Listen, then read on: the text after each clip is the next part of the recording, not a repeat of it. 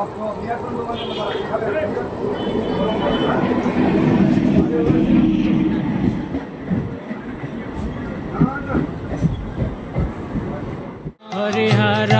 नमः कृष्ण जादवाय नमः।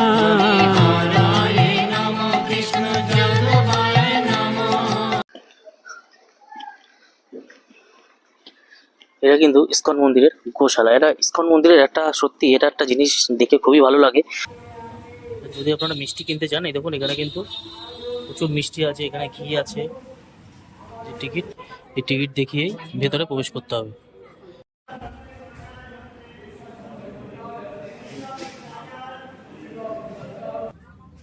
এটা হলো হাবিবপুর স্টেশন।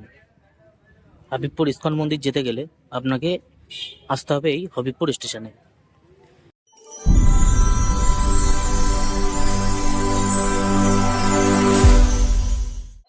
নমস্কার, কেমন আছেন সবাই?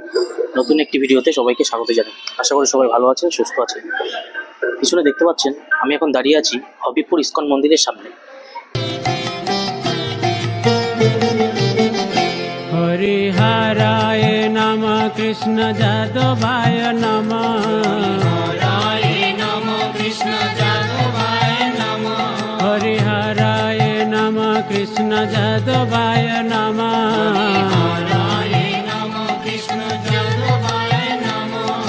जादवाय माधवाय केशवाय नमः।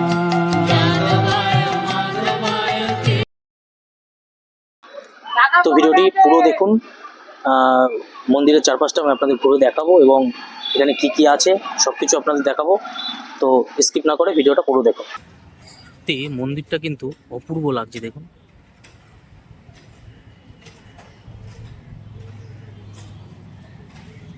এখানে কিন্তু আজকে রাস্তার কাজ চলছে এখানে। তো মন্দিরটা কিন্তু বিশাল এলাকা জুড়ে, বিশাল বড় কিন্তু এলাকা জুড়ে এই মন্দিরটা। এর পিছনে কিন্তু থাকার জায়গাটাও আছে। চলুন আমি পুরো মন্দিরটা আপনাকে ঘুরে দেখাবো। একটু মন্দিরের ভেতরে প্রবেশ করি, মন্দিরের ভেতরে প্রবেশ করে একটু ভেতরটা দর্শন করি।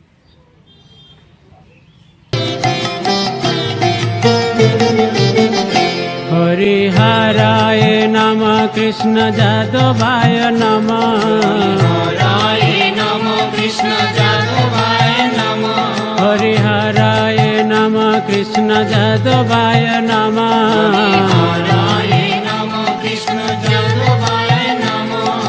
जादवाय माधवाय केशवाय नमः।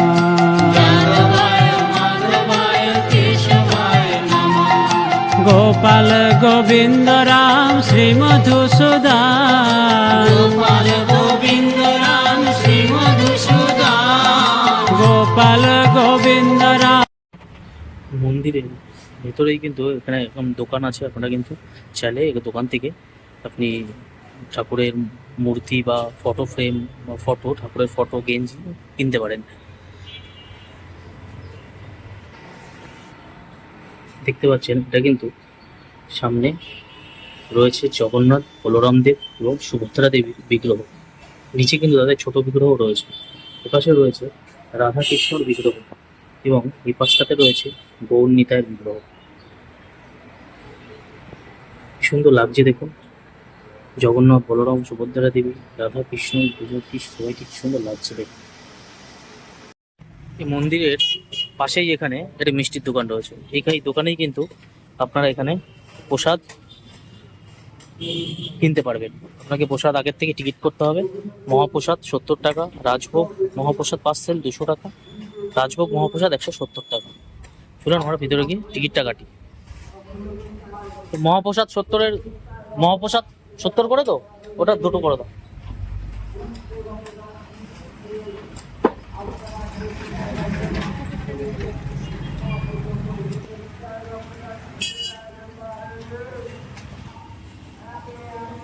যদি আপনারা মিষ্টি কিনতে চান, এই দেখুন এখানে কিন্তু প্রচুর মিষ্টি আছে, এখানে ঘি আছে।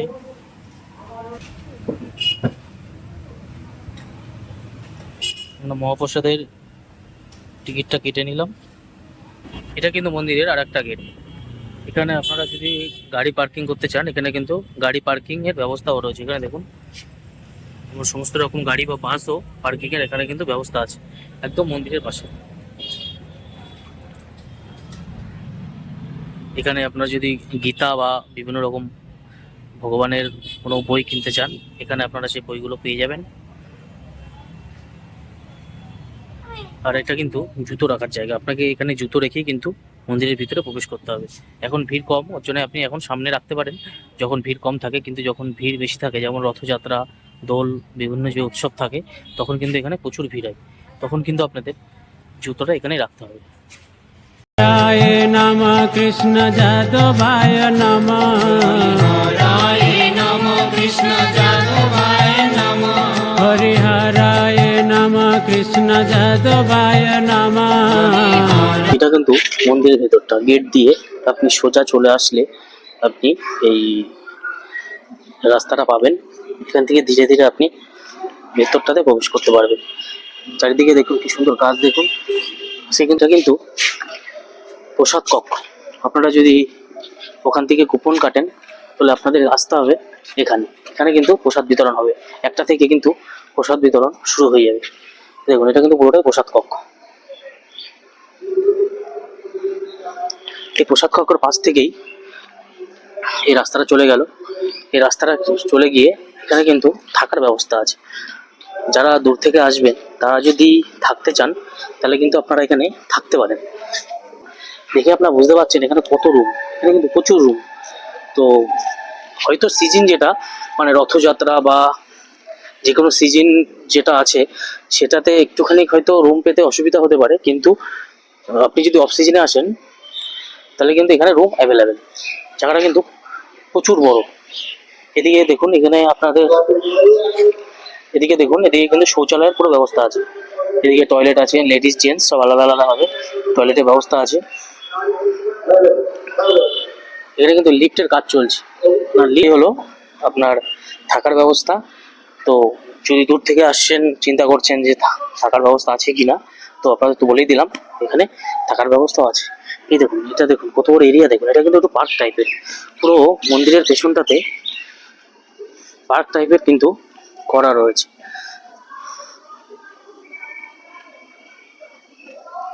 কি মনোরম পরিবেশ, এত গরম কিন্তু এই ভেতরটাতে আসার পরে যেন একটা আলাদা শান্তি অনুভব হচ্ছে।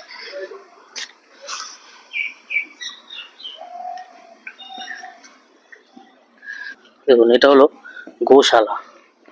দেখুন এখানে গরুর জন্য, গরুদের খাবারের জন্য এখানে কিন্তু বিচুলি রাখা আছে। দেখুন প্রচুর বিচুলি।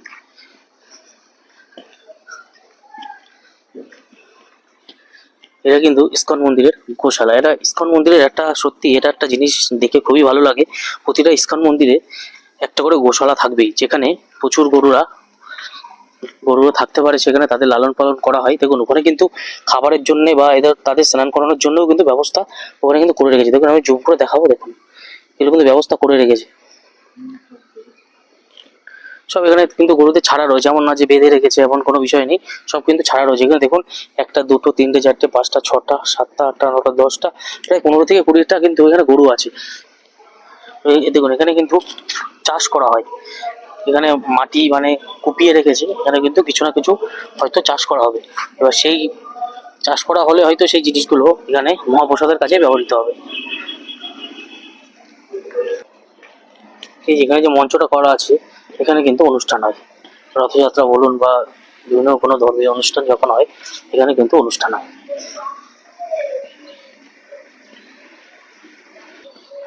এই যে দেখতে পাচ্ছেন এদিকে কিন্তু কলা গাছ, এদিকে কিন্তু ধান গাছ, এগুলো কিন্তু সব মন্দিরের। ওই পাঁচিল দেওয়া রয়েছে, ওই পাঁচিল পর্যন্ত কিন্তু মন্দিরের জায়গা। এখানে কিন্তু এই যে ধানগুলো লাগিয়েছে, এখানে কলা গাছ লাগিয়েছে, এখান থেকে যে কলা হয় বা এই ধান থেকে যে চাল উৎপন্ন হয় সেগুলো কিন্তু প্রসাদের কাজে ব্যবহৃত করা হয়, মন্দিরের কাজে ব্যবহৃত করা হয়। ওদিকে কিন্তু অনেক ফসল লাগানো রয়েছে, আমি দূর থেকে বুঝতে পারছি না কি ফসল, কিন্তু ওদিকে কিন্তু অনেক ফসল লাগানো আছে। আম গাছ, বিভিন্ন রকম গাছ লাগিয়েছে সত্যি। দেখুন এটা হচ্ছে মন্দিরের কিন্তু পেছন সাইড। আর এই যে এদিকে কাঠ রাখা আছে, দেখুন এগুলো কিন্তু রান্নার কাঠ। এই এখানে এটা কিন্তু রান্নাঘর, এখানে দেখুন রান্না হচ্ছে, এটা কিন্তু রান্নাঘর। এখানে মন্দিরে আপনার কিভাবে আসবেন? এই মন্দিরে আসতে গেলে আপনাকে আসতে হবে Habibpur rail station. Habibpur ISKCON মন্দির যেতে গেলে আপনাকে আসতে হবে এই হবিবপুর স্টেশনে। এই হবিবপুর স্টেশন আপনি কি করে আসবেন?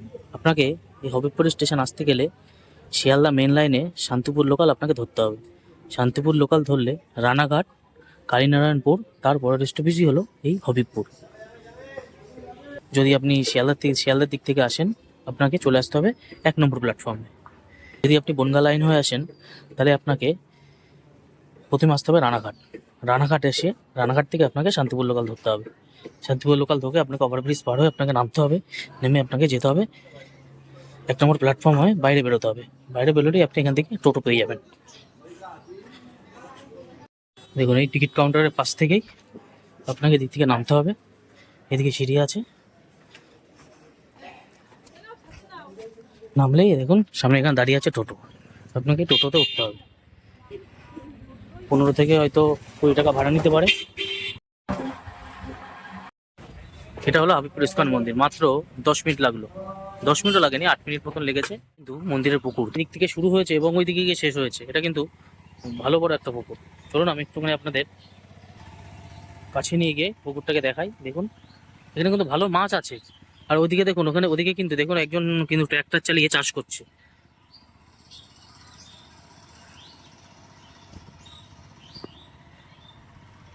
সত্যি সব মিলিয়ে মানে ইস্কন মন্দিরটা সত্যি অসাধারণ।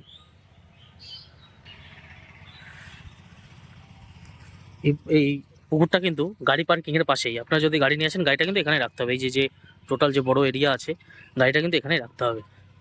এটা কিন্তু মন্দিরের একদম পেছন সাইড। দেখুন পেছন দিক থেকে মন্দিরটা কেমন লাগছে। দেখুন মন্দিরের চূড়াটা দেখুন।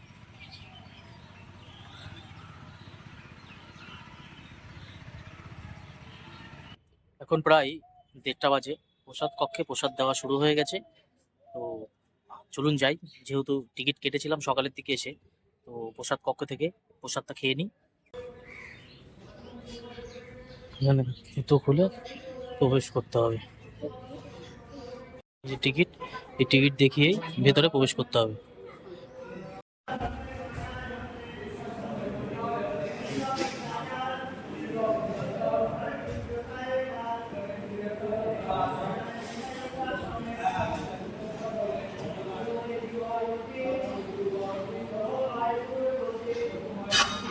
থালা গ্লাস কিন্তু দিয়ে দিয়েছে, দেখুন থালা গ্লাস দিয়ে দিয়েছে। এবার প্রসাদ আসছে,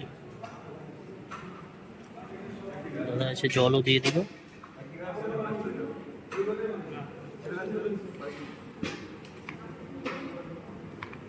জল দিয়ে থালাটা দিয়ে দিলাম। দেখি প্রসাদে কি কি আসে।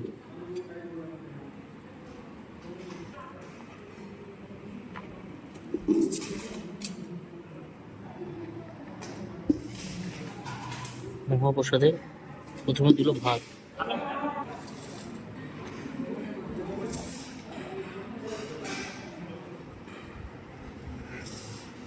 তারপরে কিন্তু দিল পুঁই শাক। এটা কিন্তু পুঁই শাকের ডাটা। হ্যাঁ দিয়ে দিন, সাইডে দিন।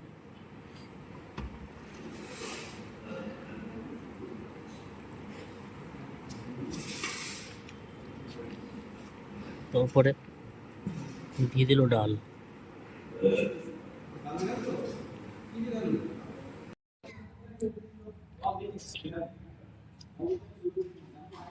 ভালো, একটা খারাপ না, মোটামুটি ভালোই টেস্ট আছে। প্রসাদ খেলাম। ইস্কনের রান্না বরাবরই ভালো হয়। সত্যি খাবারের কোনো বলার কিছু জায়গা নেই। ডাল, 2 রকম সবজি, তো তারপরে চাটনি দিয়েছিল, পায়েস দিয়েছিল। তো সব মিলিয়ে প্রসাদ খুবই ভালো। তো পুরো পেট ভরে গেছে। এখন মনে হচ্ছে এখানে কোনো একটা জায়গা দেখে শুয়ে পড়ি। এখানে একটুখানি বিশ্রাম নেব, একটু বসে রেস্ট নিয়ে তারপরে বাড়ির দিকে রওনা দেবো।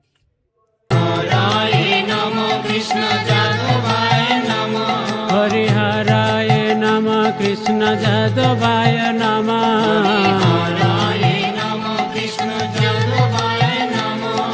যাদবায় মাধবায় কেশবায় নমঃ।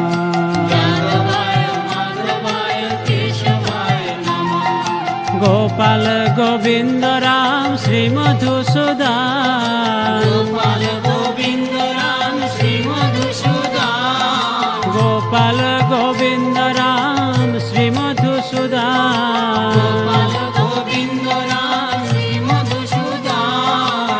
গিরিধারী গোপীনাথ মদন মহা গিরিধারী গোপীনাথ মদন মহা হরিহরায় নম কৃষ্ণ যাদবায় নম হরিহরায় নমঃ কৃষ্ণ যাদবায় নমঃ। ছিল আজকের ভিডিও। যদি ভিডিওটা ভালো লাগে অবশ্যই লাইক কমেন্ট এবং সাবস্ক্রাইব করুন চ্যানেলটিকে। দেখা হচ্ছে আবার পরের ভিডিওতে। ভালো থাকবেন, সুস্থ থাকবেন।